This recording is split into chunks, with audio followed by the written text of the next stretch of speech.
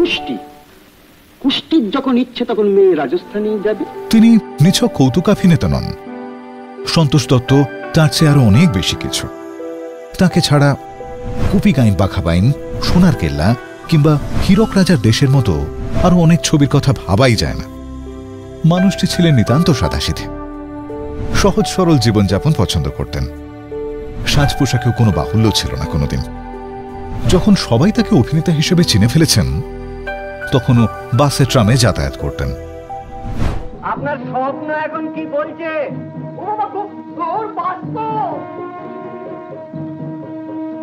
ওই যেখানে বসেছেন না, ওইটার ভেতরে উটের জল থাকে। উটের জলে আমার কি হবে? আপনারও কি একটা গুঁজের দরকার?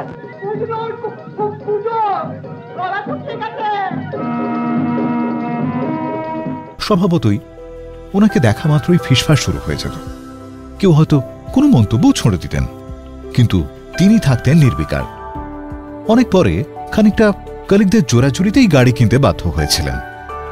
সেই গাড়িকে অনেকেই আবার বলতেন জটায়ুর গাড়ি। হীরক রাজার প্রবল বাসনা তোমাদের গীত বাদ্য শোনায়। যদি একটি গান গাও সে উৎসবে, আমি জানি লোকে ধন্য ধন্য করে। আমার বড় ইচ্ছা যে তোমরা যাও, আমায় কথা দাও। না, না যাও তো কোনো প্রশ্নই ওঠে না। এমন সুযোগ তো জোটে না। হ্যাঁ, উৎসব তো পয়লা আশ্বিন। পয়লা আশ্বিন, তার মানে সময় আছে কি শুধু আরো একটি মাস। ফুটবল ভালোবাসতেন, মোহনবাগানের সাপোর্টার ছিলেন, আর ভালোবাসতেন রান্না করতে। শোনা যায় ছুটির দিনে নিজের হাতে মাংস কিনে আনতেন। স্বল্পাহারী মানুষ, কিন্তু যতটুকু খেতেন গুছিয়ে খেতে পছন্দ করতেন।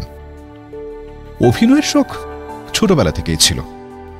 দেশের বাড়ির পালা পার্বণে ছোটবেলা থেকেই অংশ নিতেন। যে নাটকে প্রথম অভিনয় করেছিলেন তার নাম ছিল শাহজাহান। তখন মাত্র 7 বছর বয়স।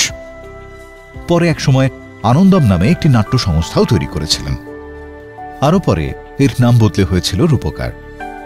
শোনা যায় এরই একটি নাটক দেখে সত্যজিৎ রায় তাঁকে ছবিতে অভিনয়ের জন্য ডেকে পাঠান। বাবা কিন্তু ছেলের সিনেমায় অভিনয়ের কথা শুনে প্রথমে ভীষণ রেগে গিয়েছিলেন। অনেক কষ্টে তাকে রাজি করানো হয়েছিল।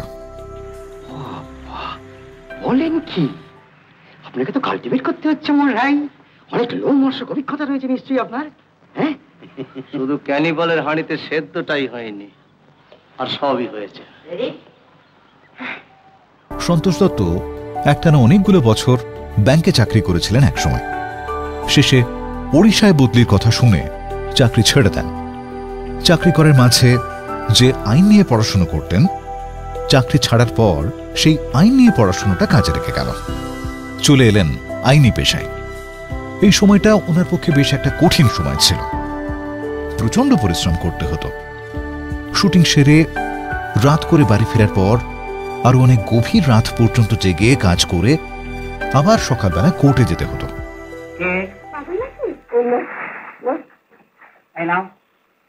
কেন এসেছো? কি আম? আবার আম? না, আমাকে ওই ঘটক মশাই এখানে আসতে বলেছিলেন আমার জন্য একটা বউ ঠিক করে সেটা আপনাকে এখানে রেখেছি বুঝে আমার বউ করে, কিন্তু আমার কিন্তু ভীষণ পছন্দ হয়েছে। কাজের ব্যাপারেও প্রচন্ড সিরিয়াস ছিলেন। রূপলী পর্দা বা মঞ্চে তার যে একটা ভেবা চাকা বা অগোছালো চেহারা দেখতে আমরা অভ্যস্ত, বাস্তবে কিন্তু সেটা একেবারেই মিলত না। নানা বিষয়ে পড়াশোনা করতে ভালোবাসতেন। শোনা যায় হাতের লেখাও ছিল অপূর্ব। অভিনেতা হিসেবে যতটা স্বীকৃতি বা যতটা সম্মান তার পাওয়ার কথা ছিল, জীবদ্দশায় বোধহয় কোনোদিনই ততটা পাননি। কাজের মধ্যে ডুবে থাকতে থাকতেই হঠাৎ এক সময় লাং ক্যান্সার ধরা পড়ল। শরীরের সেই অবস্থা নিয়েও মামলা লড়েছেন, কাজ করে গেছেন।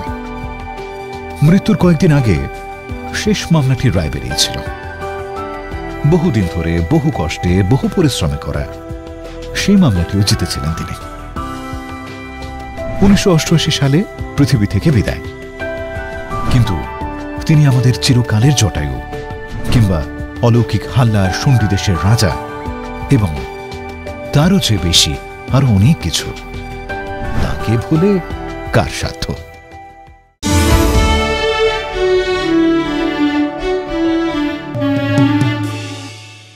এমন আরো অনেক ভিডিও দেখতে এই চ্যানেলটি সাবস্ক্রাইব করে নিন এবং পাশের বেল আইকনটি প্রেস করে দিন।